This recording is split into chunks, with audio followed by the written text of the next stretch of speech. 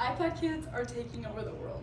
Now, obviously this is a joke, but increased screen time is becoming more and more of an issue within children and teenagers today. But there is a solution to that, and that solution is music. I've been playing the violin for roughly 12 years now, and I've seen how music has not only benefited my life, but it's also increased relationships and overall just helped me in many aspects within my own life. So today, for the next few minutes, I'm going to be discussing, first of all, why there's a need to learn music. Then I'll go over why or how music is beneficial for your brain, and then lastly I'll cover the lasting effects that learning a musical instrument in a young age can have on you and why it is so beneficial. So, like I mentioned, screen time is an obvious issue in today's society. As a teenager, I can attest to how easy it is to spend 4 hours mindlessly scrolling on TikTok.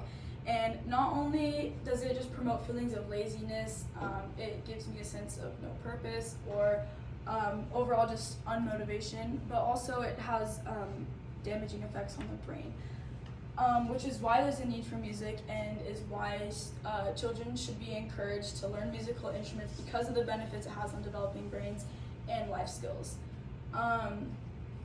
So, according to the American Academy of Children, Adolescents, and Psychology, it says, on average, children ages 8 through 12 in the U.S. spend roughly 4 to 6 hours a day watching or using screens, while teens spend up to 9 hours. So if you do some simple math and really think about it, children and teenagers are spending up to 1/3 of their day looking at a screen.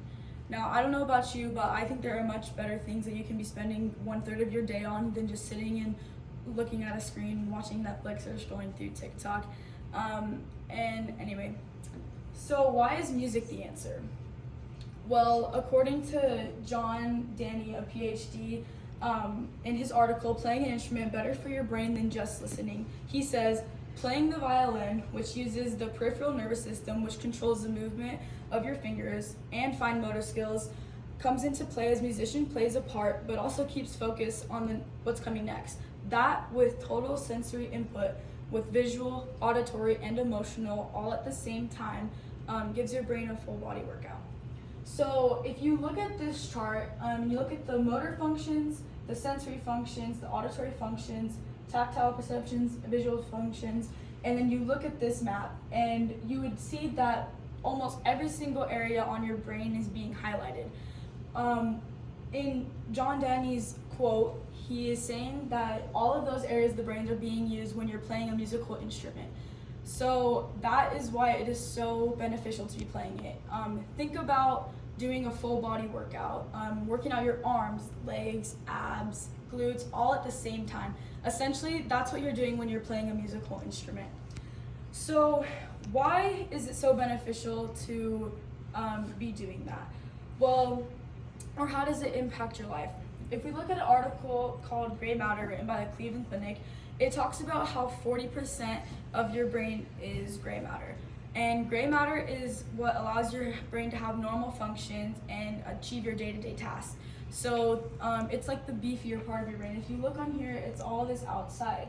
It's not what makes up all of your brain, but it does play an essential role. And then 60% of your brain is white matter. And white matter is the nerve fibers that connect all the neurons in your brain. So if you look here, it's making up most of your brain, and yeah.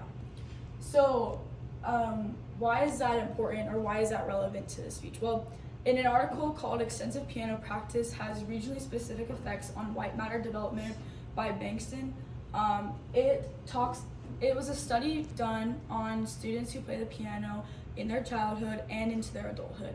It watched their brain activity as they grew up playing musical instruments and practicing and reading all that music and stuff, and it found that it increases white matter plasticity in the brain under maturation. So what that means is it found that as children got older and as their brains grew and matured, it increased their white matter directly related to playing the piano.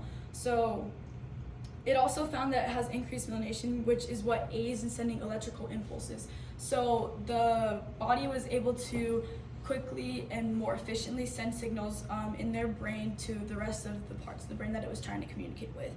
So what this means is that it can increase the brain's ability to reorganize its structure while it's developing. So as children are growing up, their brains are maturing more and developing more, and it found that with the aid of musical instruments, children's brains were being benefited from that because of the white matter. And so just to conclude my speech and leave on a personal note, I've been playing the violin and I've seen how it has affected my schoolwork, and I've seen how it's improved things like my own memory and my function and my ability to think quicker. And there's also studies to support this, like I've shown. And I just want to leave with you today that I encourage you to go out and try and learn something new, whether that's looking up a piano tutorial on YouTube or joining your choir and learning how to read sheet music, because any type of music is beneficial and anything you do will ultimately help you in the end. And that's why children should learn instruments to increase their brain development and also to improve their overall life skills. Thank you.